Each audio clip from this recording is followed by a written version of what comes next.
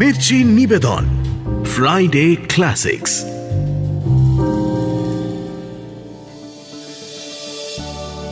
Best of Friday classics শুনবেন সত্যজিৎ রায়ের 3টি গল্প। নতুন বন্ধু। মদ্যপান, ধূমপান ও মাদক সেবন স্বাস্থ্যের পক্ষে ক্ষতিকর। আপনি আমার অ্যাম্বাসেডারে আসুন না, আপনার গাড়ি পেছন পেছন আসুক, বেশ গল্প করতে করতে যাওয়া যাবে। তো ফুটবলই যদি বললেন তাহলে কোন দলের সাপোর্টার সেটাও জেনে নি। ইস্ট বেঙ্গল না মোহনবাগান? মোহনবাগান, এই বিষয়ে আর কোনো কথা নেই।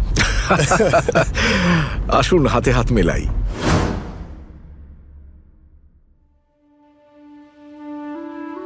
বইটির স্বত্ব আনন্দ পাবলিশার্স প্রাইভেট লিমিটেড কর্তৃক সংরক্ষিত। ফ্রাইডে ক্লাসিক্সে আজ শুনুন সত্যজিৎ রায়ের লেখা ছোট গল্প নতুন বন্ধু। এই গল্পটি সন্দেশ পত্রিকায় ১৩৯৪ বঙ্গাব্দের পৌষ মাসে অর্থাৎ ইংরেজি ১৯৮৭ সালে প্রথম প্রকাশিত হয়। শুরু হচ্ছে নতুন বন্ধু।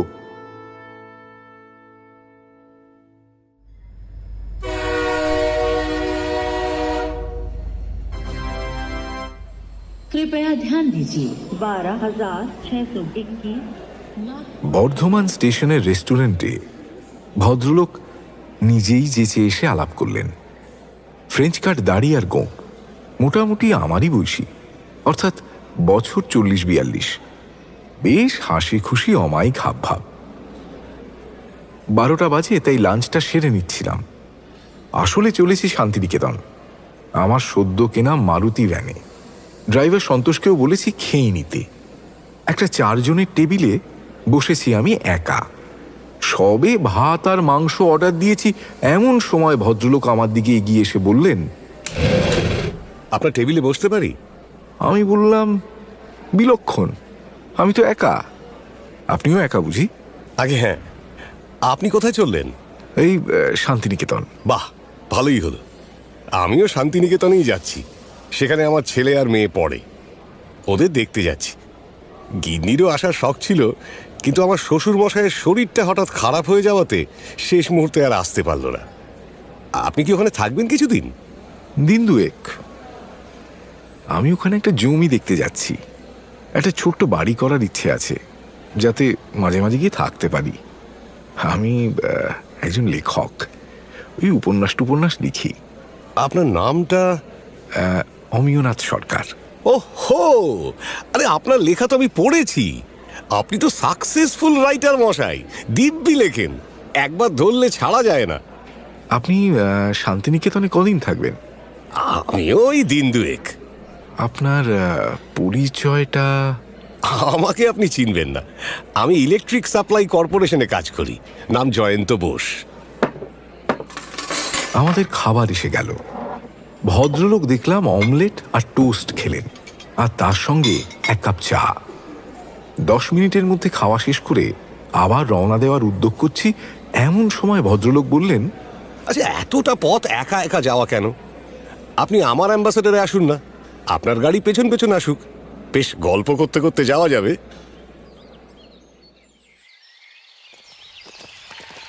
প্রস্তাবটা আমার ভালোই লাগলো। ড্রাইভারকে বলে দিলুম, তারপর জয়ন্তবাবুর গাড়িতে উঠলাম।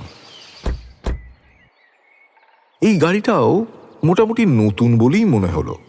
ভদ্রলোককে জিজ্ঞেস করতে বললেন, বছর খানেক হলো কিনেছেন। আমরা 1:45 নাগাদ রওনা দিয়ে দিলাম।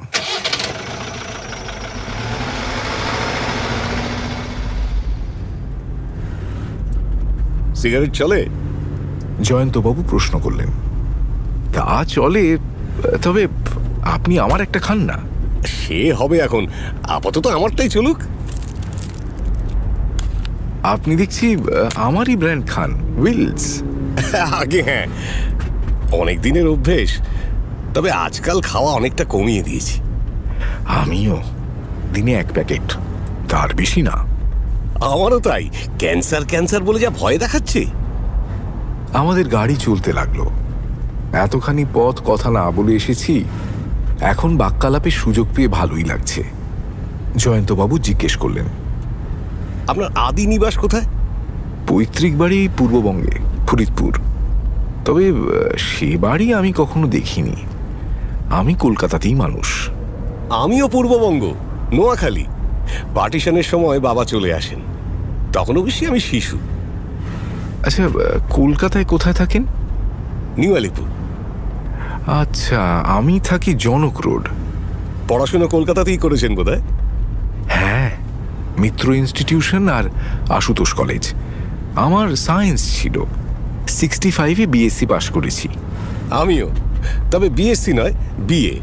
আর আমার স্কুল ছিল সাউথ সাবারবান মেন, আর কলেজ সেন্ট জেভিয়ার্স। আচ্ছা, খেলাধুলোর শখ ছিল? ক্রিকেট খেলতাম। খেলা দেখার খুব নেশা ছিল। তখন তো আর টেলিভিশন ছিল না যে বাড়িতে বসে দেখব, তখন মাঠে যেতে হতো, বিশেষত ফুটবল দেখতে। তো ফুটবলই যদি বললেন, তাহলে কোন দলের সাপোর্টার সেটাও জেনে নি। ইস্ট বেঙ্গল না মোহনবাগান? মোহনবাগান। এই বিষয়ে আর কোনো কথা নেই।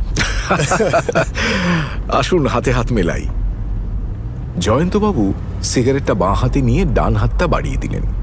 আমরা দুজনে করমর্থন করলাম। দুজনে এত মিল দেখে আশ্চর্য লাগছিল। জয়ন্তবাবু বললেন, আপনার সঙ্গে আলাপ করে সত্যিই ভালো লাগছে। এতখানি পথ একা একা চুপচাপ বসে প্রাণ হাঁপিয়ে উঠেছিল। তাছাড়া দুজনের এত মিল, সেটাও তো একটা আশ্চর্য ব্যাপার। এরকম মিল হয়তো অনেকের মধ্যেই থাকে, কিন্তু তাদের পরস্পরে আলাপ হয় না। আমাদের যে আলাপ হয়ে গেল, সেটাই বড় কথা।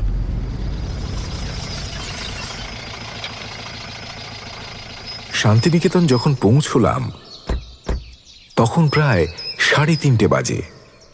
দুজনেরই বুকিং ছিল বোলপুর ট্যুরিস্ট লজে, তার উপর আবার পাশাপাশি ঘর। একেবারে অবিশ্বাস্য ব্যাপার। ঘরে মালপত্র রেখে হাত মুখ ধুয়ে দুজনেই যে যার কাজে বেরিয়ে পড়লাম। শান্তিনিকেতনে অনেক দিনের এক বাসিন্দার সঙ্গে আমার পরিচয় ছিল। তিনিই আমাকে জমির কথাটা বলেছিলেন। তাকে সঙ্গে করে দেখে এলাম জমিটা। পছন্দ হলো। জমির মালিকের সঙ্গেও কথা হয়ে গেল।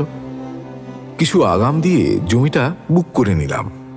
তারপর আমার আলাপীর, নাম ভবতারণ দত্ত, তার বাড়িতে গিয়ে চা খেয়ে 5:30 নাগাদ লজে ফিরলাম। জয়ন্তবাবু দেখলাম তখনও ফেরেননি। ভাবছি বেয়ারাটাকে ডেকে আরেক কাপ চা দিতে বলি, এমন সময় অনুভব করলাম মাথাটা বেশ ধরেছে। সঙ্গে অ্যাসপ্রোচ ছিল। একটা খেয়ে নিয়ে বিছানায় শুলাম। ঘণ্টাখানিক শুয়ে থেকেও মাথা ধরাটা গেল না। এবার অনুভব করলাম শুধু মাথা ধরা নয়, তার সঙ্গে চোখ জ্বালা করছে আর গা ম্যাজ ম্যাজ করছে। নাড়িটা টিপে দেখলাম যে বেশ দ্রুত। এদিকে থার্মোমিটার সঙ্গে নেই, তাই জ্বর দেখতে পাচ্ছি না। এমন সময় দরজায় টোকা পড়ল। গলাটা তুলে বললাম, ভেতরে আসুন। দরজা ঠেলে জয়ন্তবাবু ঢুকলেন। আমাকে দেখেই ভদ্রলোকের মুখে একটা উদ্বিগ্ন ভাব দেখা দিল। সে কি, আপনি বিছানায় কেন? বেরোননি? বেরিয়েছিলাম, কাজ হয়ে গেছে। ফিরে এসে দেখি শরীরটা ম্যাজ ম্যাজ করছে আর মাথাটাও ধরেছে। ভদ্রলোক আমার কপালে হাত দিয়ে বললেন, এ কি, আপনার তো বেশ জ্বর। দাঁড়ান দাঁড়ান, আমার কাছে থার্মোমিটার আছে। ভদ্রলোক তার ঘর থেকে থার্মোমিটার নিয়ে এলেন। জ্বর উঠল 102। জয়ন্তবাবু বললেন, দাঁড়ান, নিজে থেকে কিছু ডিসাইড না করে ব্যাপারটা ডাক্তারের হাতে ছেড়ে দেওয়াই ভালো। ডাক্তার? কোনো চিন্তা নেই, বোলপুরের কাছেই ডাক্তার আছে আমার চেনা। আমি সব ব্যবস্থা করছি। ভদ্রলোক ঘর থেকে বেরিয়ে গেলেন।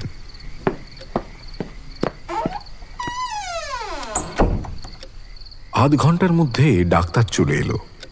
তিনি আমাকে পরীক্ষা করে প্রেসক্রিপশন লিখে দিলেন আর বললেন যেন রাত্রে শুধু মুরগি স্টু খাই। আমি ডাক্তারকে জিজ্ঞেস করে তার ভিজিট দিয়ে দিলাম। সেটাও জয়ন্তবাবু অফার করেছিলেন, কিন্তু আমি রাজি হলাম না। ডাক্তার চলে যাওয়ার পর জয়ন্তবাবু বললেন, এই প্রেসক্রিপশনটা আমি নিলুম, ওষুধ আমি এনে দিচ্ছি, আর কিচেনেও বলে দিচ্ছি রাতে যেন আপনার জন্য মুরগির স্টু করে। আমি বাধা দিয়ে বললাম, আপনি ওষুধ আনবেন কেন? আমার ড্রাইভারই তো রয়েছে। ভদ্রলোক কথাটা কানেই তুললেন না। বচসা করে লাভ নেই, তাই ভদ্রলোকের সহৃদয় সহায়তা মেনে নিলাম। আর মনে মনে বললাম, ইনি না থাকলে সত্যি আতান্তরে পড়তে হতো। জয়ন্তবাবু ওষুধ এনে দিলেন। আমি একটা বড়ি খেয়ে নিলাম। ভদ্রলোক বললেন, আমার ছেলে মেয়ে ভালো আছে, কাজেই আমি নিশ্চিন্ত। আমার এমন কোনো কাজও নেই, আমি এখানেই বসছি। আপনি চুপচাপ শুয়ে থাকুন, যদি ঘুম পায় তো ঘুমোন। আমার বিশ্বাস আপনার কলকাতা থেকেই শরীরটা একটু বেসামাল হয়েছিল। আমি আবার আপত্তি করে বললাম, আপনার থাকার কোনো প্রয়োজন নেই, আমি একা থেকে একটু ঘুমানোর চেষ্টা করি। আচ্ছা, তা বেশ। আমি বরং ঘন্টাখানেক পরে এসে একবার খোঁজ নিয়ে যাব। দরজাটার ভেতর থেকে ছিটকিনি দেবেন না, এখানে চোরের কোনো ভয় নেই। আমি একটু হেসে বললাম, আর আমার সঙ্গে ধন দৌলতও কিছু নেই। জয়ন্তবাবু চলে গেলেন।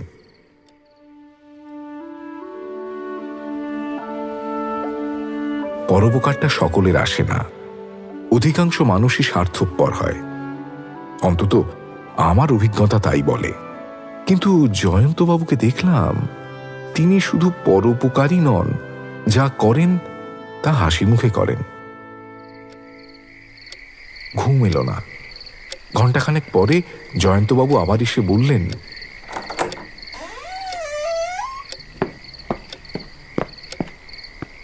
জেগেই যখন আছেন তখন চটপট খেয়ে নিন। আপনার স্টু তৈরি, আমি খোঁজ নিয়েছি। আপনার তো ডাইনিং রুমে যাওয়ার কোনো প্রশ্ন ওঠে না।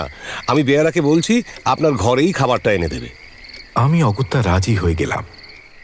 রাত্রে ঘুম ভালোই হলো।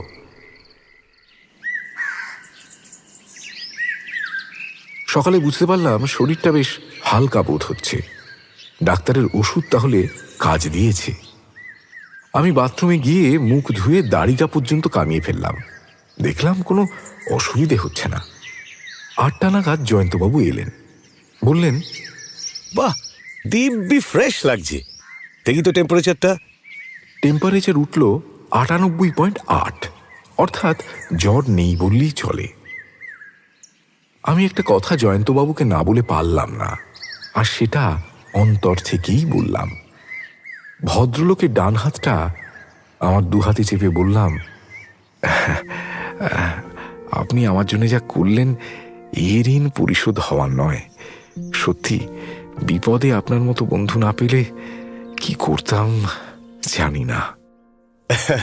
বন্ধুই যদি বললেন, তাহলে আর আপনি কেন?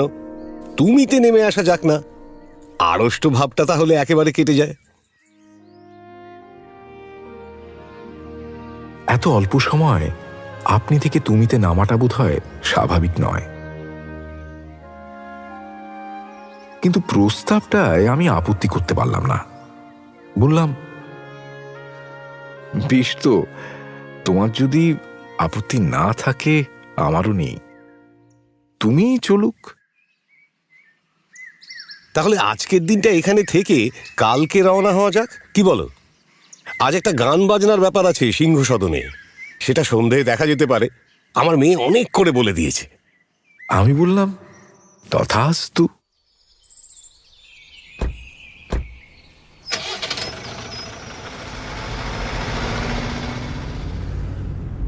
পরদিন সকালে ব্রেকফাস্ট খেয়ে আমরা বেরিয়ে পড়লাম। শরীরটা ঝরঝরে লাগছে, জ্বরের লেশ মাত্র নেই। এবার জয়ন্তকে মারুতিতে তুলে আমরা আগে গেলাম, পিছনে অ্যাম্বাসেডর। পথে নানান গল্পে, রাস্তার পাশে চায়ের দোকানে নেমে চা খাওয়ায়, পান্ডুয়াতে নেমে প্রাচীন ধ্বংসাবশেষ ঘুরে দেখায়, বন্ধুত্বটা আরো জমে উঠল। মনে মনে বললাম, এই লোকটা এতদিন কোথায় ছিল? কি আশ্চর্যভাবে মানুষে মানুষে আলাপ জমে ওঠে। এর সঙ্গে কলকাতায় গিয়ে অনেক দেখা হবে, সুখ দুঃখের কথা হবে, দুজনে সন্ধ্যায় বসে দাবা খেলব। ভাবতেও মনটা খুশিতে ভরে উঠল। কলকাতা পৌঁছে স্বভাবতই জয়ন্তকে আগে নিউ আলিপুরে পৌঁছে দিয়ে বললাম, বাড়ি তো চিনে গেলাম, এবার একদিন সপরিবারে আসবো।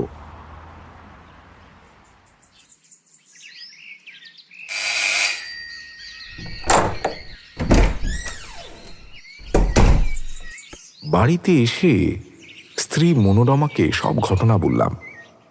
অতি মূল্যবান জিনিস লাভ হলো, একটি নতুন খাঁটি বন্ধু। চিঠিটা এলো 3 দিন পরে। লেখা হয়েছে শান্তিনিকেতন থেকে ফিরেছি সেই দিনই, কিন্তু স্থানীয় ডাকের সাহায্যে এই অল্প পথটুকু আসতে লেগেছে 3 দিন। চিঠিটা এই: ভাই অমিয়, 25 বছর পরেও তোকে আমার চিনতে অসুবিধে হয়নি, কিন্তু আমার দাড়ির জন্য তুই বোধহয় আমাকে চিনতে পারিসনি।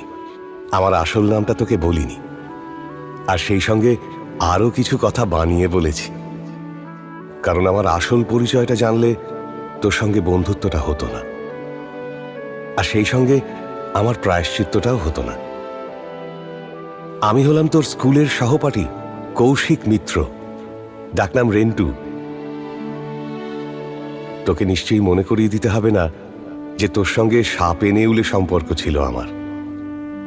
তুই ছিলি ক্লাসের ভালো ছেলে, আর আমি ছিলাম সেরা শয়তান। তোর পেছনে যে কতদিন ধরে কত রকম ভাবে লেগেছি সেটা আজ ভাবতে অবাক লাগছে। তোর যদি সেই সব দিনের কথা মনে করে কোনো তিক্ত ভাবও থেকে থাকে, আশা করি এই দুদিনের বন্ধুত্বে সেটা কেটে গেছে। মনে রাখিস, আমরা দুজনেই এখন অন্য মানুষ। স্কুল হলো সুদূর অতীতের ব্যাপার। এই নতুন সম্পর্কটাই আসল, পুরনোটা কিছু না। ইতি তোর বন্ধু রেন্টু। পুনশ্চ তুমি থেকে তুই এ নামতে আপত্তি নেই তো? আমি চিঠিটা পেয়ে তখনই উত্তর দিয়েছিলাম: ভাই রেন্টু, তোর চিঠিটা পেয়ে খুব খুশি হলাম। আগামী রবিবার সন্ধ্যায় আমি তোর বাড়ি আসছি, তখন কথা হবে।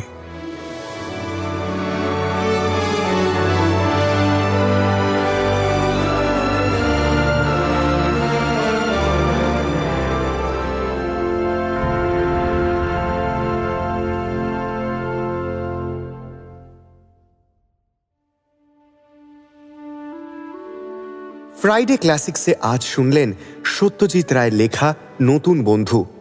গল্প পাঠে শেখর এবং সৌভিক গুহ সরকার। ধ্বনি পরিকল্পনা ও আবহ সঙ্গীত অভিজ্ঞান আচার্য। প্রচার অলঙ্করণ জয়েন দ্য ডটস। শব্দগ্রহণ ও পরিচালনা অরুণিমা দে। সমগ্র পরিকল্পনা ইন্দ্রাণী।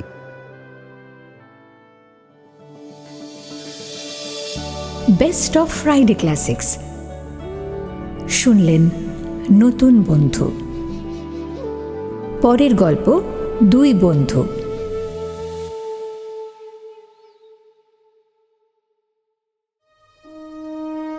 বইটির স্বত্ব আনন্দ পাবলিশার্স প্রাইভেট লিমিটেড কর্তৃক সংরক্ষিত।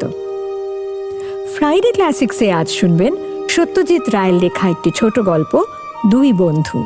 এই গল্পটি প্রথম প্রকাশিত হয় সন্দেশ পত্রিকায় 1396 সালে, অর্থাৎ ইংরেজির 1989 সালে। শুরু হচ্ছে 2 বন্ধু। মুখ্য ভূমিকায় সৌভিক গুহ সরকার ও শেখর, অন্যান্য ভূমিকায় মির্চি টিম।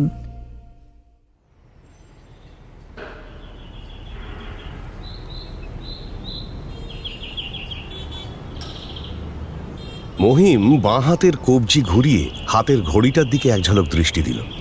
12টা বাজতে 7। কোয়ার্টজ ঘড়ি, সময় ভুল হবে না। সে কিছুক্ষণ থেকেই তার বুকের ভেতর একটা স্পন্দন অনুভব করছে, যেটা অত্যন্ত স্বাভাবিক। 20 বছর। আজ হলো 1989 এর 7ই অক্টোবর, আর সেটা ছিল 1969 এর 7ই অক্টোবর। 25 বছরে এক পুরুষ হয়, তার থেকে মাত্র 5 বছর কম। কথা হচ্ছে, মহিম তো মনে রেখেছে, কিন্তু প্রতুলের মনে আছে কি? আর 10 মিনিটের মধ্যেই জানা যাবে। মহিমের দৃষ্টি সময় কাটানোর উদ্দেশ্যে এদিক ওদিক ঘুরতে থাকে। সে দাঁড়িয়েছে লাইট হাউসের বুকিং কাউন্টারের সামনের জায়গাটায়, যাকে বলে লবি। এখানেই প্রতুলের আসার কথা। মহিমের সামনের দরজার কাঠের ভেতর দিয়ে বাইরের রাস্তা দেখা যাচ্ছে।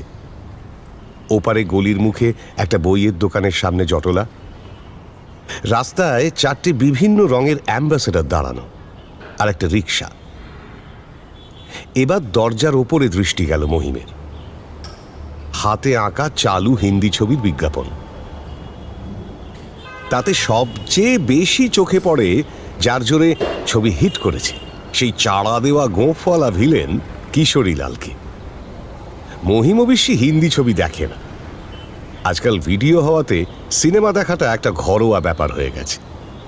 আর সিনেমা হাউসগুলোর যা অবস্থা, মহিম তার বাবার কাছে শুনেছে যে এককালে লাইট হাউস ছিল কলকাতার গর্ব, আর আজ ভাবলে কান্না পায়। বুকিং কাউন্টারের সামনে লোকের রাস্তায় আসা যাওয়া দেখতে দেখতে মহিমের মন চলে গেল অতীতে।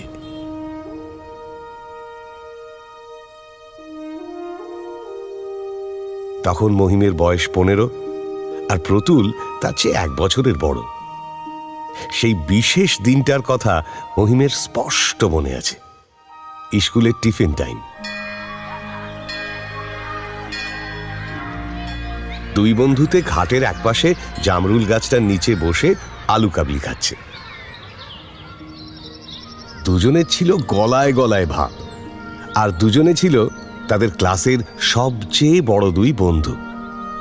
কোনো মাস্টারকে তারা তোয়াক্কা করত না, এমনকি অঙ্কের মাস্টার করালি বাবু, যার ভয়ে সারা স্কুলের ছাত্ররা তটস্থ, তাঁর ক্লাসেও মহিম প্রতুলের শয়তানির কোনো কমতি ছিল না। অবশ্যই করালিবাবুর মতো মাস্টার তা সহ্য করবেন কেন? এমন অনেক দিন হয়েছে যে ক্লাসের সব ছেলেরা বসে আছে, কেবল মহিম আর প্রতুল বেঞ্চির ওপর দাঁড়ানো। কিন্তু কি হবে, পরের ক্লাসেই আবার যে কে সেই। তবে বিচ্ছু হলেও দুজনেই ছিল বুদ্ধিমান। ফেল করবে এমন ছেলে নয় তারা। সারা বছর ফাঁকি দিয়েও পরীক্ষায় ছাত্রদের মধ্যে মহিমের স্থান থাকতো মাঝামাঝি, আর প্রতুল নিচের দিকে। প্রতুলের বাবার রেলওয়েতে বদলির চাকরি। 1969-এ তাঁর হুকুম এলো ধানবাদ যাওয়ার। প্রতুলেরও অবশ্যই বাবার সঙ্গে যেতে হবে, ফলে তার বন্ধুর সঙ্গে যোগ বিচ্ছিন্ন হয়ে যাবে। সেই নিয়েই দুজনের কথা হচ্ছিল। আবার কবে দেখা হবে কে জানে, বলল প্রতুল। কলকাতার পাট একবার তুলে দিলে ছুটিতেও এখানে আসার চান্স খুব কম। বরং তুই যদি ধানবাদে আসিস তাহলেও দেখা হতে পারে। ধানবাদ আর কে যায় বল? বাবা তো ছুটি হলেই হয় পুরী, না হয় দার্জিলিং। আজ অব্দিও এই নিয়ম পাল্টায়নি।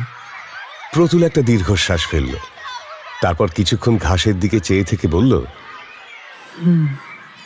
তুই বড় হয়ে কি করবি ঠিক করেছিস? মহিম মাথা নাড়ল। সেসব এখন ভাবতে যাব কেন, ঢের সময় আছে।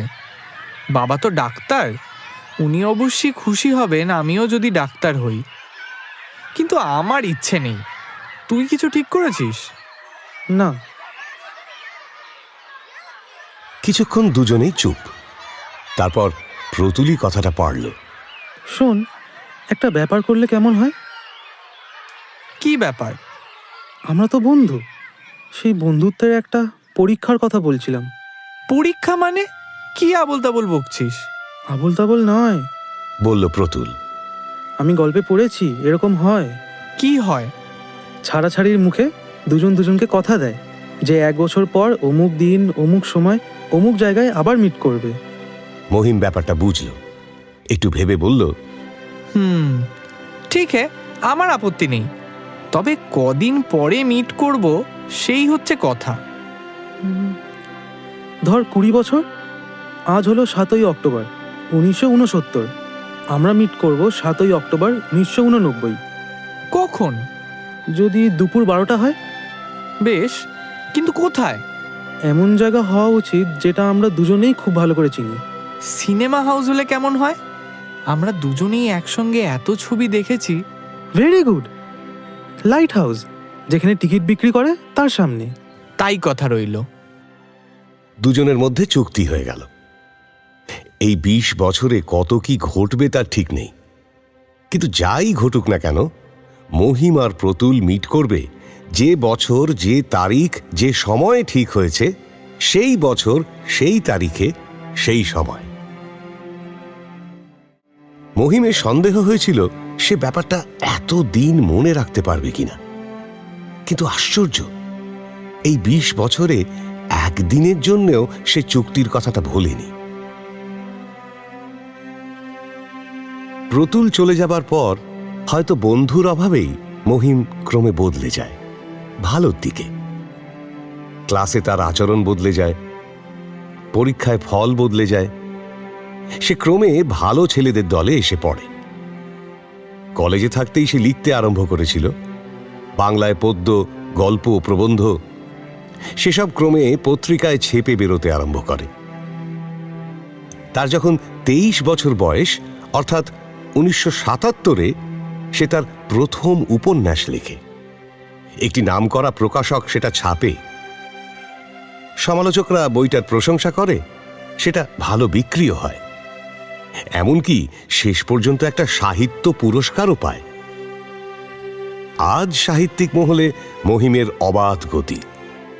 সকলে বলে একালের উপন্যাসিকদের মধ্যে মহিম চট্টোপাধ্যায়ের স্থান খুবই উঁচুতে। এই 20 বছরে প্রথম দিকে কয়েকটা চিঠি ছাড়া প্রতুলের কোনো খবরই পায়নি মহিম। প্রতুল লিখেছিল, ধানবাদ গিয়ে তার নতুন বন্ধু হয়েছে ঠিকই, কিন্তু মহিমের জায়গা কেউ নিতে পারেনি। 6 মাসে গোটা 4 চিঠি, ব্যাস, তারপরেই বন্ধ। মহিমেতে আশ্চর্য হয়নি, কারণ এইসব ব্যাপারে প্রতুলের মতো কুঁড়ে বড় একটা দেখা যায় না। চিঠি লিখতে হবে, ওরে বাবা! মহিমেরও বেশি চিঠি লেখায় আপত্তি ছিল না, কিন্তু একতরফা তো আর হয় না ব্যাপারটা।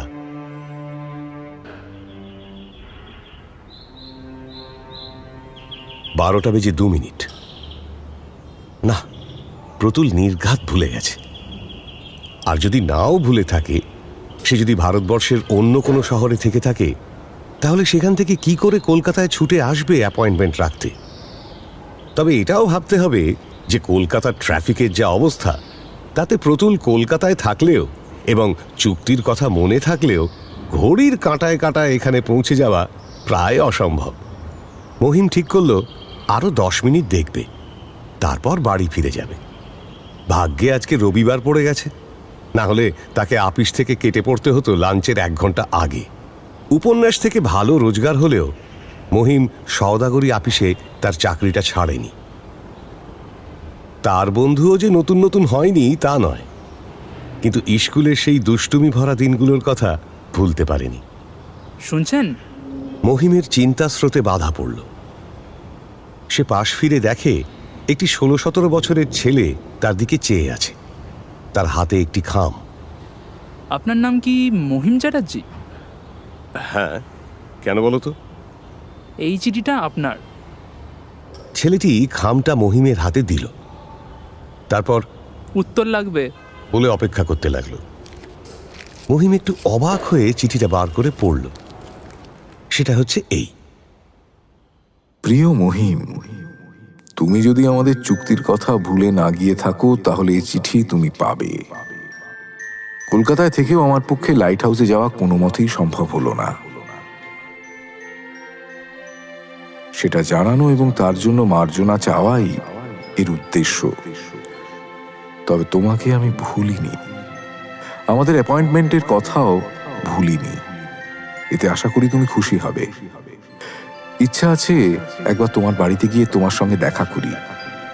তুমি এই চিঠিরই পিছনে যদি তোমার ঠিকানা এবং কোন সময় গেলে তোমার সঙ্গে দেখা হবে সেটা লিখে দাও, তাহলে খুব খুশি হব। শুভেচ্ছা নিও। ইতি তোমার বন্ধু প্রতুল। মহিমের পকেটে কলম ছিল। সে চিঠিটার পেছনে তার ঠিকানা এবং আগামী রবিবার সকাল 9টা থেকে 12টার সময় দিয়ে চিঠিটা ছেলেটিকে ফেরত দিল। ছেলেটি দরজা দিয়ে বাইরে বেরিয়ে গেল। মহিমের আর এখানে থাকার দরকার নেই, তাই সে বাইরে বেরিয়ে এসে হুমায়ুন কোর্টে রাখা তার সদ্য কেনা নীল অ্যাম্বাসেডরের দিকে এগিয়ে গেল। প্রতুল ভোলেনি, এটাই হলো বড় কথা।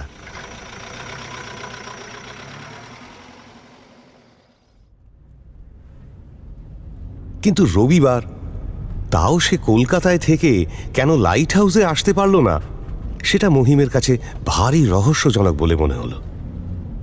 তার সঙ্গে যে মহিম যোগাযোগ করবে সে উপায়ও নেই, কারণ চিঠিতে কোনো ঠিকানা ছিল না।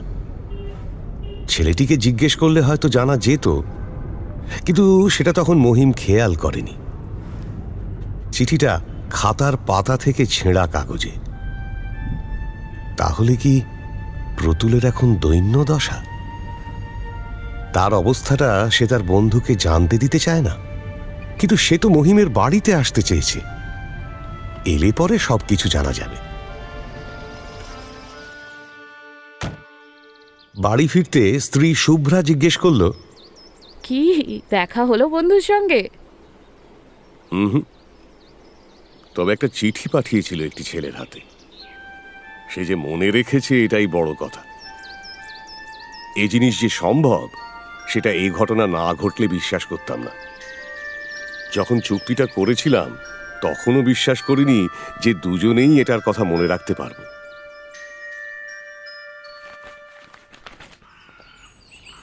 পরের রবিবার সকাল 10টা নাগাদ মহিম বৈঠকখানায় বসে খবরের কাগজ পড়ছে। এমন সময় দরজায় রিং হলো। চাকর পশুপতি গিয়ে দরজা খুলল। বাবু আছেন? প্রশ্ন এলো মহিমের কানে। চাকর হ্যাঁ বলতে দরজা দিয়ে একটি ভদ্রলোক ভেতরে ঢুকে এলেন। তার মুখে হাসি, ডান হাতটা সামনের দিকে বাড়ানো। মহিমও তার ডান হাতটা বাড়িয়ে ভদ্রলোকের হাতটা শক্ত করে ধরে অবাক হাসি হেসে বলল, কি ব্যাপার প্রতুল, তুই দেখছি শুধু গতরে বেড়েছিস। চেহারা একটুও পাল্টায়নি। বস বস। প্রতুলের মুখ থেকে হাসি যায়নি। সে পাশের সোফায় বসে বলল, বন্ধুত্বের এর চেয়ে বড় প্রমাণ আর কি হতে পারে?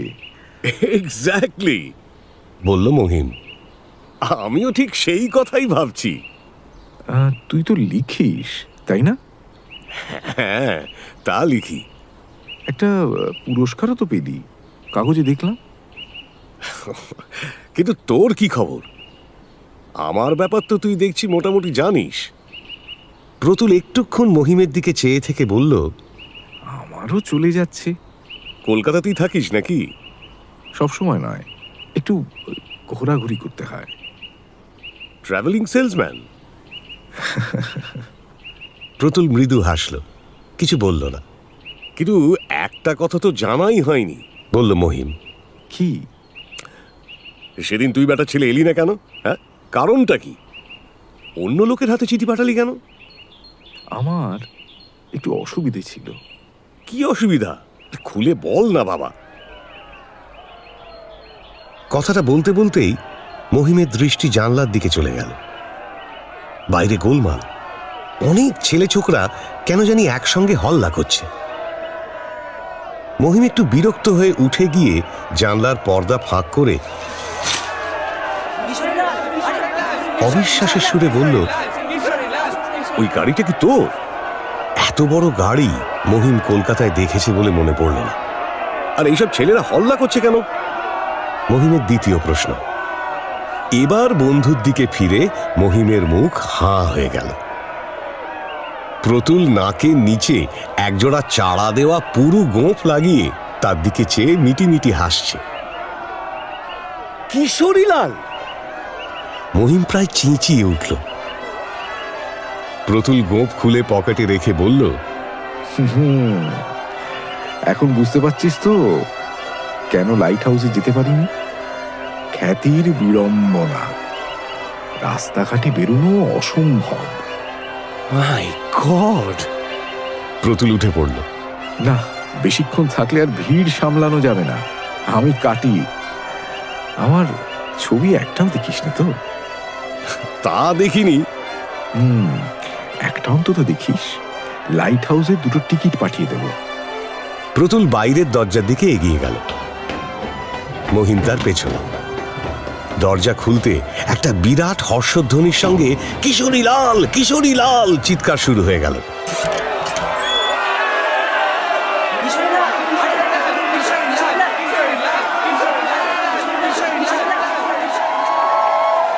প্রতুল কোনো রকমে জনস্রোতের মধ্যে দিয়ে পথ করে নিয়ে গাড়িতে উঠে দরজা বন্ধ করে দিল, আর সঙ্গে সঙ্গে গাড়িও রওনা দিয়ে দিল।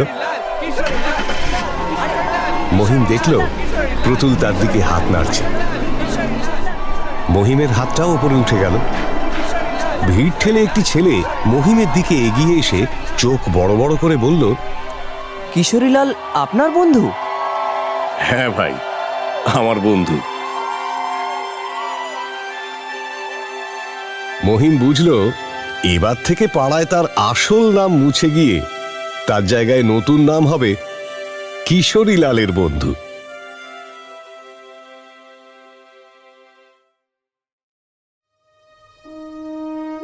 ফ্রাইডে ক্লাসিক্সে আজ শুনলেন সত্যজিৎ রায়ের গল্প 2 বন্ধু।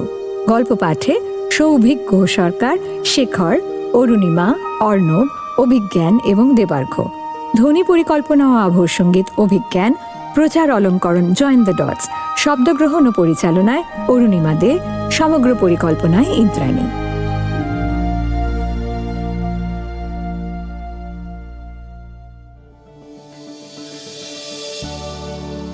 বেস্ট অফ ফ্রাইডে ক্লাসিক্স শুনলেন 2 বন্ধু। পরের গল্প শিল্পী।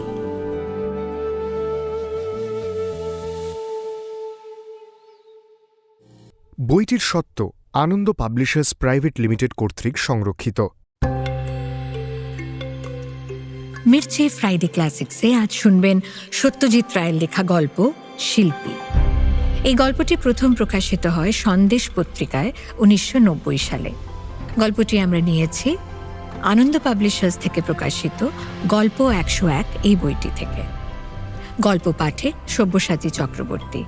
শুরু হচ্ছে শিল্পী।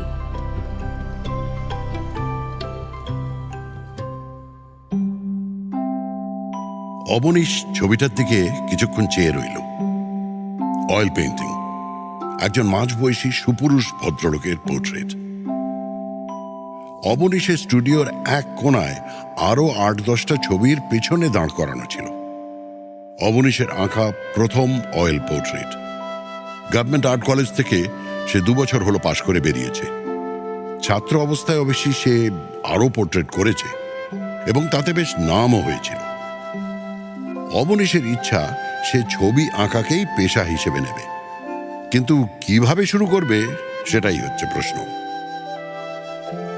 অবনীশের বাড়িতে তার বাবা মা আছেন, একটি বোন ছিল, তার সম্প্রতি বিয়ে হয়েছে। বাবা হিমাংশু বোস ব্যারিস্টার এবং ভালো প্র্যাকটিস। ছেলেকে তিনি চিরকালই উৎসাহ দিয়ে এসেছেন। তিনি একদিন অবনীশকে ডেকে জিজ্ঞেস করলেন, তুই তো আর্টিস্ট রবি, তাই তো ইচ্ছে আছে। তা তোর আঁকার সরঞ্জাম সব রয়েছে? মানে কিছু ক্যানভাস, একটা ইজেল আর কিছু রং কিনতে পারলে ভালো হতো। বেশ তো, কিনবি খন। কত লাগবে বলিস, আমি টাকা দিয়ে দেবো।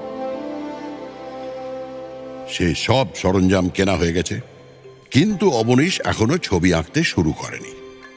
ইজেলে সাদা ক্যানভাস খাটানো রয়েছে, তাতেই ছবি ফুটে উঠবে, কিন্তু কবে বা কি ছবি তা অবনীশ এখনো ভেবে পায়নি। অম্বিকা সেনগুপ্তর পোর্ট্রেট আঁকার আইডিয়াটা নিখিলই দেয়। নিখিল অবনীশের অনেক দিনের বন্ধু, যদিও সে আর্টিস্ট নয়। তারা দুজনে একসঙ্গে স্কুলে পড়েছে, তারপর দুজনের পথ আলাদা হয়ে গেলেও বন্ধুত্ব রয়েই গেছে। নিখিলের বাবা রজনী দত্ত ডাক্তার। নিখিল একদিন এসে সাদা ক্যানভাস দেখে বলল, কিরে, এখনো আঁকা আরম্ভ করিসনি? না মানে কি আঁকবো সেটা ঠিক করলে তবে তো আঁকা শুরু হবে। কেন? পোর্ট্রেট আঁকবি? তোর তো ওটা স্পেশালিটি। কার পোর্ট্রেট?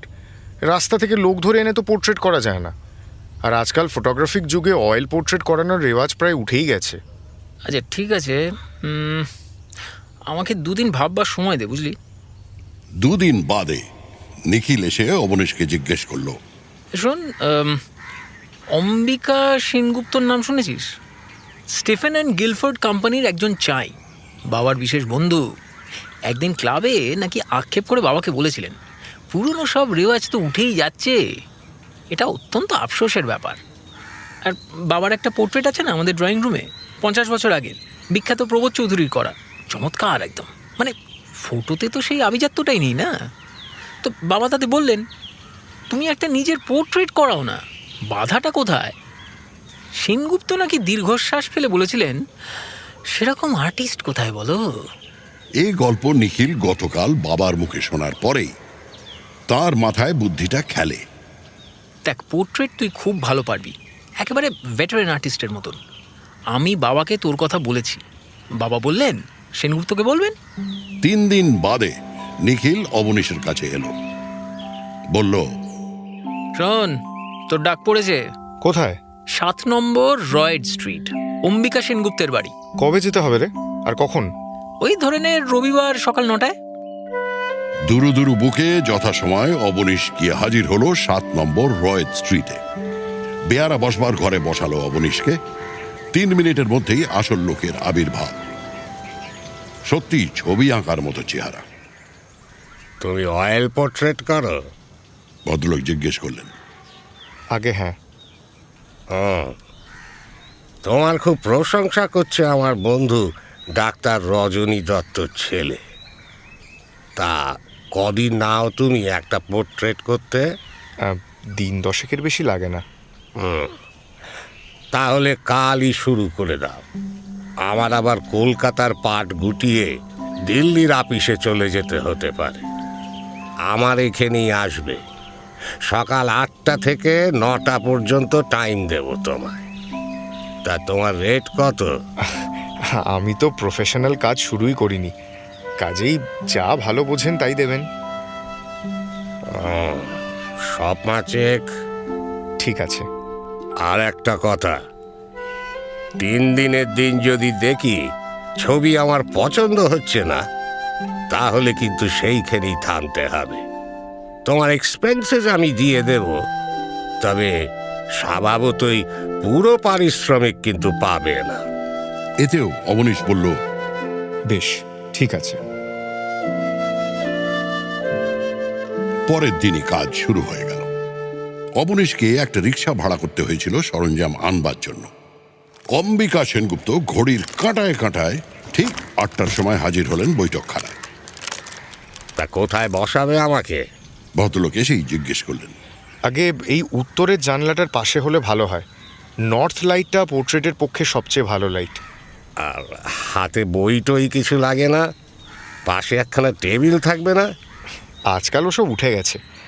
আমি আপনার যাকে বলে আবক্ষ পোর্ট্রেট করব। আপনি এই চেয়ারটায় বসবেন, দাঁড়াবার দরকার নেই। বাহ, এ তো তেমন কঠিন ব্যাপার বলে মনে হচ্ছে না। 3 দিনেই দেখা গেল ছবিতে মিস্টার সেনগুপ্তকে চেনা যাচ্ছে। ভদ্রলোক কাজ দেখে অবনীশের পিঠে 2টো মৃদু চাপড় মেরে বললেন, বাহ, এক্সেলেন্ট, ক্যারি অন। অবনীশের কাঁধ থেকে একটা বোঝা নেমে গেল। কিন্তু তার পরের দিনই এক দুঃসংবাদ। শোনো, তোমাকে আর 3 দিনের বেশি সময় দিতে পারছি না অবনীশ। আমাকে বুধবার, অর্থাৎ আজ থেকে 4 দিন পরে দিল্লি চলে যেতে হচ্ছে, একবারে তল্পি তল্পা গুটিয়ে। কদিনের জন্য তা বলতে পারবো না, বছর 2 তো বটেই। আমাকে মাঝে মাঝে আসতে হতে পারে, কিন্তু তার মধ্যে আমি তোমায় সময় দিতে পারবো না। অবনীশের মনটা ভেঙে গেল। সে নিজেও বুঝতে পারছিল যে কাজটা খুব ভালো এগোচ্ছে। 3 দিনে যে ছবি শেষ হবে না তাতে কোনো সন্দেহ নেই। তাহলে আপনি কি অসমাপ্ত ছবিটাই সঙ্গে নিয়ে যাবেন? হ্যাঁ, সে আর হয় কি করে। যতদূর করতে পারো সেই অবস্থাতেই থাকবে তোমার কাছে ছবিটা। অবশ্যই তোমার পারিশ্রমিক তুমি পাবে। 3 দিনে মনের জোরের সঙ্গে হাতের জোর মিলিয়ে অবনীশ ছবির 12 আনা শেষ করে ফেলল। অম্বিকা সেনগুপ্ত এবার দেখে বললেন, ব্রিলিয়েন্ট, ব্রিলিয়েন্ট!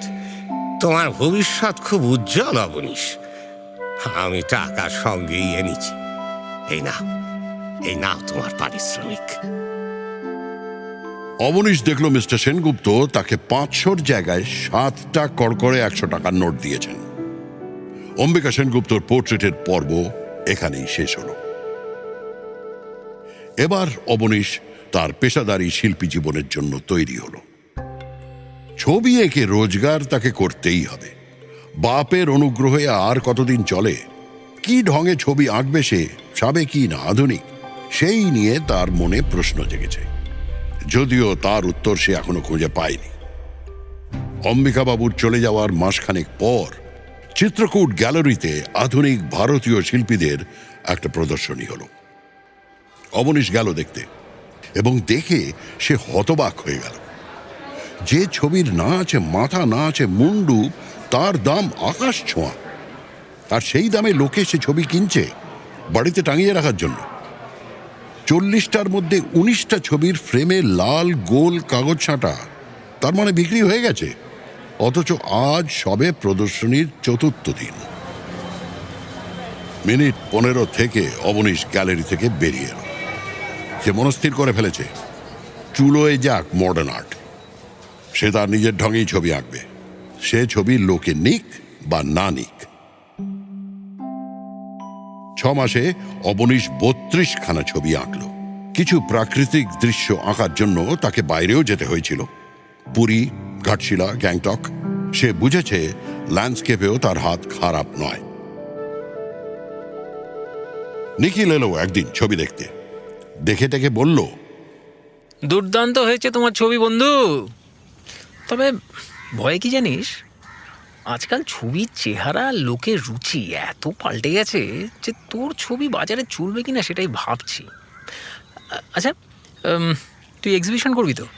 ইচ্ছে তো আছে, ছবি বিক্রি না হলে রোজগার হবে কি করে বল?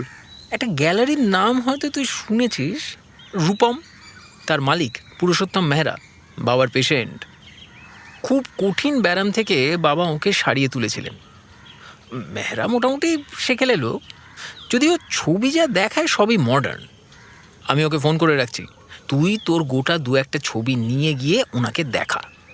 ভদ্রলোক হয়তো প্রদর্শনী করতে রাজি হয়ে যেতে পারেন। অবনীশ নিখিলের কথা মতো মেহরার সঙ্গে টেলিফোনে অ্যাপয়েন্টমেন্ট করে 3টে বাছাই ছবি সঙ্গে নিয়ে ভদ্রলোকের সঙ্গে দেখা করল। মিস্টার মেহরা ছবিগুলোর দিকে মিনিট খানেক তাকিয়ে থেকে বললেন, এ তো দেখছি সবই চিনতে পারছি। মানুষের মতো মানুষ, বাড়ির মতো বাড়ি, পেড়ের মতো মতলব গাছের মতো গাছ। আজকাল আর কেউ এমন আঁকে না। অবনীশ মৃদু স্বরে বলল, আগে আমি এরকমই আঁকতে ভালোবাসি। মেহরা বললেন, দেখেন আপনিস বাবু, আমি আপনাকে ফ্র্যাঙ্কলি বলছি, আমরা নাম করা আর্টিস্ট ছাড়া কারো ছবি এক্সিবিট করি না। ছবি বিক্রি হবে এই গ্যারান্টি কিন্তু আমাদের চাই। হ্যাঁ, কারণ কি, ছবি বিক্রির 3 ভাগের 1 ভাগ টাকা আমরা কমিশন নিই, আর এ থেকে আমাদের ব্যবসা চলে। আর শুধু আমাদের নয়, অল কমার্শিয়াল গ্যালারিজ। আর যদি ছবি বিক্রি না হয়, তব তো আমাদের ভি নুকসান। বিক্রি হবে জেনেই তো আমরা ওয়েল নোন আর্টিস্ট ছাড়া কারো ছবি দেখাই না। তাহলে আমার ছবি আপনি দেখাবেন না? নৈরাশ্যের সুরে বলল অবনীশ। মিস্টার মেহরা অবনীশের দিকে কিছুক্ষণ চেয়ে থেকে মৃদু হেসে বললেন, আপনি অন্য কেউ হলে আমি আপনাকে রিফিউজ করে দিতাম, কিন্তু ডক্টর দত্তার ছেলে আমাকে রিকোয়েস্ট করেছে বলে আমি আপনাকে ফিরিয়ে দিতে পারছি না। দেখতে কে হতা হ্যায়। তা এরকম ছবির মার্কেট আছে কিনা সেটাও দেখা যাবে। তবে আপনাকে কিন্তু আমাদের টার্মস মেনে নিতে হবে। হ্যাঁ হ্যাঁ, নিশ্চয়ই। এই ঘটনার 1 মাস পরে অবনীশের প্রদর্শনী শুরু হলো রূপম গ্যালারিতে। 10 দিন চলবে 32খানা ছবি, তার মধ্যে অম্বিকা সেনগুপ্তর পোর্ট্রেটটাও ছিল।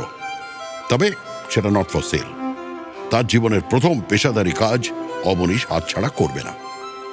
প্রদর্শনীতে প্রথম 3 দিন বিশেষ লোক হয়নি, তারপর থেকে দর্শকের সংখ্যা ক্রমে বাড়তে লাগলো। অবনীশ অবাক হয়ে দেখল যে তার ছবি বিক্রিও হচ্ছে। প্রথমবার বলে সে ছবির দাম বেশ কমই রেখেছিল, তাও 14খানা ছবি বিক্রি হয়ে কমিশন বাদে তার হাতে এলো 4,500 টাকা। মিস্টার মেহরাও তাকে কংগ্রাচুলেট করলেন এবং কথা দিলেন যে ভবিষ্যতেও রূপম অবনীশের ছবির এক্সিবিশন করবে। কিন্তু একটা ব্যাপারে অবনীশকে চোট পেতে হলো, সেটা হলো বিভিন্ন পত্রপত্রিকায় তার প্রদর্শনীর সমালোচনা। বেশিরভাগ সমালোচকই বলেছে যে অবনীশের মস্ত দোষ হলো সে সময়ের সঙ্গে তাল রেখে চলছে না। একজন বলেছে, যদি কোনো লেখক বঙ্কিমচন্দ্রের ঢঙে উপন্যাস লেখে তাহলে কি সেটা একটা প্রশংসনীয় ব্যাপার হবে? এই সব সমালোচকের নাম অনেকেই জানে না। যার নাম জানে এবং যার সমালোচনা সকলেই পড়ে সে হলো কৃষ্টি সাপ্তাহিকের সমালোচক আনন্দ বর্ধন। অবনীশ জানে যে নামটা ছদ্মনাম, কিন্তু এই নামের পেছনে আসল ব্যক্তিটিকে সেটা সে জানে না। এর সমালোচনার শিরোনাম হলো মান্ধাতার আমল। তীরের মতো চোখা চোখা শব্দের ব্যবহারে সমালোচক অবনীশের প্রদর্শনীকে ক্ষতবিক্ষত করে দিয়েছেন। তিনি লিখেছেন, যুগ পরিবর্তনের সঙ্গে আর্টের চেহারাও যে আমূল পাল্টেছে সে খবর যে এই শিল্পী রাখেন না, সেটা এর ছবিগুলোর দিকে এক ঝলক দৃষ্টি দিলেই বোঝা যায়। তিনি আরও লিখেছেন যে ক্যানভাস ও তেল রং আজকাল দুর্মূল্য, তাদের এই অপব্যবহার কোনো মতেই বরদাস্ত করা যায় না।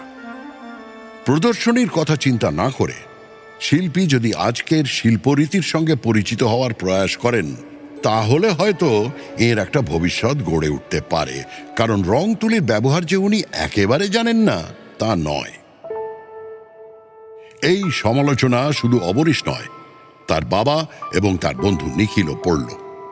বাবা বললেন, শিল্পীকে গালমন্দ করাটা সমালোচকদের একটা হ্যাবিট, কারণ পাঠক প্রশংসার চেয়ে নিন্দাটা বেশি উপভোগ করে।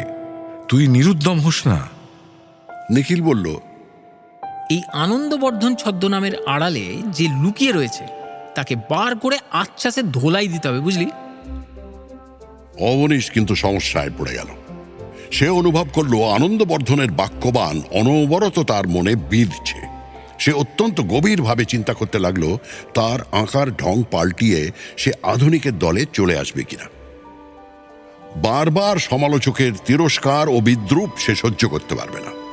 মডার্ন আর্ট জিনিসটা কি ও কেন সেটা সে এতদিন জানার চেষ্টা করেনি, এবার করবে। প্রদর্শনীর পর 6টা মাস অবনীশ ছবিই আঁকল না। তার বদলে রোজ ন্যাশনাল লাইব্রেরিতে গিয়ে মডার্ন আর্ট সম্বন্ধে যত বই পাওয়া যায় সব খুঁটিয়ে খুঁটিয়ে দেখল এবং পড়ল। তার ফলে সে জানল যে 20 শতাব্দীর গোড়া থেকেই প্রধানত ফ্রান্সে কিছু শিল্পীর প্রভাবে আর্টের জগতে এক বিপ্লব ঘটে। তার ফলে ছবির চেহারা একেবারে বদলে যায় এবং বিপ্লবের প্রভাব ক্রমে সমস্ত পৃথিবীতে ছড়িয়ে পড়ে। এইসব বইয়ে তার নিজের ঢঙের একটি ছবিও খুঁজে পেল না অবনীশ। এরপরে অবনীশ লাইব্রেরিতে যাওয়া বন্ধ করে ড্রয়িংয়ের খাতায় প্যাস্টেল দিয়ে নতুন রীতিতে ছবি আঁকার চেষ্টা আরম্ভ করল। এভাবে প্রায় 30খানা খাতা ছবিতে ভরে গেল। ইজেলে সাদা ক্যানভাস কাটানো রয়েছে, কিন্তু তাতে একটা আঁচড়ও পড়েনি। নিখিল একদিন এসে বলল, কিরে, তুই কি ছবি টবি আঁকা ছেড়ে দিলি নাকি? অবনীশ বলতে বাধ্য হলো যে সে তার ছবির ভোল পাল্টে আজকের দিনের শিল্পীদের দলে আসার চেষ্টা করছে। মডার্ন আর্ট তো খুব সোজা, একটা ক্যানভাস খাটিয়ে তাতে কাগের ঠ্যাং বগের ঠ্যাং এঁকে দিলে পরেই হয়, ব্যাস। হয়তো হাজার হাজার টাকায় বিক্রিও হয়ে যাবে সেই ছবি। অবনীশ তার বন্ধুর কথা খুব পছন্দ করল না। সে বুঝেছে মডার্ন আর্ট অত সোজা নয়। সেটা ঠিকভাবে করতে গেলে শিল্পীর দেশ বিদেশের সাবেকি আর্ট ও লোকশিল্পর সঙ্গে পরিচয় থাকা চাই। সে পরিচয়ের জন্য সময় লাগে, অধ্যাবসায় লাগে। তা হোক, অবনীশ বুঝেছে যে তাকে এই পথেই যেতে হবে। আনন্দবর্ধনকে বলতে হবে, হ্যাঁ অবনীশ বোস সার্থক শিল্পী, তার ছবিকে আর অবজ্ঞা করা চলে না। 2 বছর ধরে অবনীশ আধুনিক ছবি আঁকল। একবার ইজেলে ক্যানভাস খাটিয়ে অয়েল পেন্টিং। এই সময়ের মধ্যে স্বভাবতই তার কোনো রোজগার হয়নি। বাবা আবার তাকে সাহায্য করলেন, বললেন, তোর ছবি এখন আর বুঝতে পারছি না, কিন্তু এটা বুঝছি যে তুই একটা তাগিদ অনুভব করছিস। তুই যতদিন আবার এক্সিবিশন না করছিস ততদিন কি খরচ লাগছে না লাগছে সেটা আমাকে জানাতে দ্বিধা করিস না। অবনীশ বুঝল এমন পাপ না থাকলে তার শিল্পী জীবন এখানেই শেষ হয়ে যেত। আজকাল অবনীশের এক একটা ছবি আঁকতে বেশ সময় লাগে। একটু বড় ক্যানভাস হলে 2 মাসও লেগে যায়। তাই 2 বছরে তার ছবির সংখ্যা হলো মাত্র 22। এই সময় একদিন মেহরার কাছ থেকে একটা ফোন এলো। কি খবর আপনিস বাবু, আপনি কি ছবি আঁকা একদম স্টপ করিয়ে দিয়েছেন? অবনীশ বলল সে এখনো নিয়মিত ছবি আঁকছে। তাহলে একদিন আপনার বাড়ি গিয়ে দেখি আপনার নতুন ছবি। হ্যাঁ, মেহরা এলেন এক রবিবার সকালে। অবনীশ তাঁকে তার স্টুডিওতে নিয়ে গেল। অবাক হয়ে প্রশ্ন করলেন, মিস্টার মেহরা, এ আপনার কাজ? আগে হ্যাঁ। আপনি স্টাইল একদম চেঞ্জ করে ফেলেছেন। কেমন লাগছে বলুন? দেখেন আপনিস বাবু, আমি নিজে আর্ট বুঝি না, তবে the colours are very good. তবে আজকালকার কাস্টমাররা এরকম জিনিসই চায়। এইগুলো নাকি তাদের মডার্ন ফার্নিচারের সঙ্গে খুব ভালো ম্যাচ করে। সব ছবির ওপর মেহরা একবার চোখ বুলিয়ে নিলেন। কিছু বেশ বড় ছবিও ছিল। এই 22টাতেই যে রূপম ভরে যাবে তাতে সন্দেহ নেই। অবনীশের প্রদর্শনীর দিন ঠিক হয়ে গেল। এবারও 10 দিনের মেয়াদ। এই 10 দিনে 22টার মধ্যে 17খানা ছবি বিক্রি হয়ে গেল। বেপরোয়া হয়ে অবনীশ ছবিগুলোর দাম বেশ চড়াই রেখেছিল। সেই দাম দিতেও লোকে দ্বিধা করল না। যা টাকা এলো তাতে অবনীশের 2 বছরের সংস্থান হয়ে গেল। আর সমালোচনা, অবনীশ দেখল তার বাবাই ঠিক বলেছেন। পথে এসো বাবা, লিখেছেন আনন্দবর্ধন। তবে এই নতুন পথে চলাটা শিল্পীর পক্ষে এখনো সহজ হয়নি। এইভাবে আরো 5 বছর লেগে থাকলে হয়তো অবনীশ বোস শিল্পী আখ্যা পেতে পারেন, এও তিনি লিখেছেন। অবনীশ পত্রিকাটা ছুঁড়ে ফেলে দিল। সেই সঙ্গে এই ছদ্মনামধারী ব্যক্তিটির আসল পরিচয়টা জানবার আগ্রহ আরো বেড়ে গেল। নিখিল বলল, কৃষ্টির একজনের সঙ্গে তো আমার আলাপ ছিল। সে যদি এখনো থেকে থাকে তাহলে তাকে ভুজিয়ে ভাজিয়ে ছদ্মনামের পেছনে লোকটা কে আছে সেটা হয়তো জানা যেতে পারে। এর মাসখানেক পর একদিন সকালে অবনীশ তার স্টুডিওতে কাজ করছে। এমন সময় চাকর গোবিন্দ এসে ঘরে ঢুকল। কি ব্যাপার গোবিন্দ? জিজ্ঞেস করলো অবনীশ। আগে একটি বাবু আপনার সঙ্গে দেখা করতে এসেছেন। কে এলো আবার, খদ্দের নাকি? ইতিমধ্যে অবনীশের বাড়িতে কিন্তু লোক এসে তার ছবি কিনে নিয়ে গেছে। গুজরাটি ভদ্রলোক। নাম বলেছেন? আগে না, বললেন জরুরি দরকার। আচ্ছা, বসবার ঘরে বসাও, আমি আসছি। এপ্রন খুলে নিয়ে একটা ন্যাকড়ায় হাতের রংটা মুছে অবনীশ বৈঠকখানায় গিয়ে হাজির হলো। সোফা থেকে একজন চশমা পরা বছর 35-এর ভদ্রলোক উঠে দাঁড়ালেন। নমস্কার করে ভদ্রলোক বললেন, নমস্কার, আমার পরিচয় দিলে হয়তো আপনি চিনবেন। আমার নাম হিমাংশু সেনগুপ্ত। আমি অম্বিকা সেনগুপ্তর বড় ছেলে। হ্যাঁ, আপনার বাবার মৃত্যু সংবাদ সেদিন কাগজে পড়লাম। হ্যাঁ, আসলে আপনি আমার বাবার একটা অয়েল পোর্ট্রেট করেছিলেন। হ্যাঁ, কিন্তু সে সময় তো আপনাকে দেখিনি। আমি তখন দিল্লিতে ছিলাম। আমিও ফিরলাম আর বাবাও মারা গেলেন। আইসি। এই পোর্ট্রেটটা নিয়ে একটু কথা বলতে এসেছিলাম। হ্যাঁ বলুন, কি ব্যাপার? কাল সন্ধ্যায় বাবার স্মৃতিসভা আছে শিশির মঞ্চে। অনেক খুঁজেও বাবার এমন একটাও ফটো পাইনি যেটা এনলার্জ করে সভায় রাখা যেতে পারে। তাই ভাবছিলাম আপনি যদি একদিনের জন্য আপনার ওই ক্যানভাসটা ধার দেন তাহলে। নিশ্চয়ই, এ নিয়ে কোনো প্রশ্নই উঠতে পারে না। আপনি কি এটা এখনই নিয়ে যেতে চান? হাতের কাছে আছে কি? আমার ঠিক একদিনের জন্যই দরকার। আপনি 5 মিনিট বসুন, আমি নিয়ে আসছি। বসুন। অবনীশ জানতো ছবিটা কোথায় আছে। সেটা বার করে আবার ধুলো ঝেড়ে একটা খবরের কাগজে মুড়ে এনে হিমাংশু সেনগুপ্তর হাতে দিল। ভদ্রলোক সেটা নিয়ে আন্তরিক ধন্যবাদ জানিয়ে চলে গেলেন। অসংখ্য ধন্যবাদ। আজকে তাহলে আমি আসি। অবনীশ স্টুডিওতে ফিরে যাচ্ছিল, এমন সময় নিখিল এসে ঢুকলো। এই কাকে বেরোতে দেখলাম রে? প্রশ্ন করল নিখিল। অবনীশ একটু ম্লান হাসি এসে বলল, আমার প্রথম অয়েল পোর্ট্রেটের সাবজেক্টের ছেলে, অর্থাৎ অম্বিকা সেনগুপ্তর ছেলে। বটে, নাম বলেছে ও? হ্যাঁ, হিমাংশু। ছবিটা নিল কেন? ওর বাবার স্মৃতিসভা আছে, ভালো ফটোগ্রাফ পাইনি, তাই ও পোর্ট্রেটটা রাখবে। তুই খুব ভুল করেছিস। কিসে? ছবিটা দিয়ে। সে কি, কেন? আরে ওই তো বলেছিল মানধাতার আমল। হ্যাঁ, ইয়েস স্যার, আনন্দবর্ধন হিমাংশু সেনগুপ্তরই ছদ্মনাম। অবনীশের মুখ থেকে অবাক ভাবটা কেটে গিয়ে একটা বিশেষ ধরনের হাসি ফুটে উঠল। তারপর চাপা স্বরে কথাটা বেরোলো, পথে এসো বাবা, পথে এসো।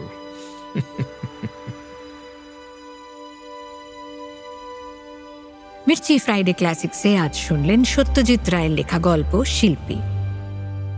গল্প পাঠে সব্যসাচী চক্রবর্তী, সঙ্গে অগ্নি, নীল, সৌভিক গুহ সরকার, শেখর, পুষ্পল, সায়ন এবং অভিজিৎ। শব্দগ্রহণ অগ্নি এবং অর্ণব। ধ্বনি পরিকল্পনা ও আবহ সঙ্গীতে অভিজ্ঞান আচার্য। প্রচার অলঙ্করণ দীপঙ্কর দেবনাথ। পর্ব পরিচালনায় অগ্নি, সহযোগিতায় অর্ণব, সমগ্র পরিকল্পনা ইন্দ্রাণী। মির্চি ফ্রাইডে ক্লাসিক্স শুনতে সাবস্ক্রাইব করুন আমাদের ইউটিউব চ্যানেল youtube.com/mirchi বাংলায়, অথবা ডাউনলোড করুন গানা অ্যাপ।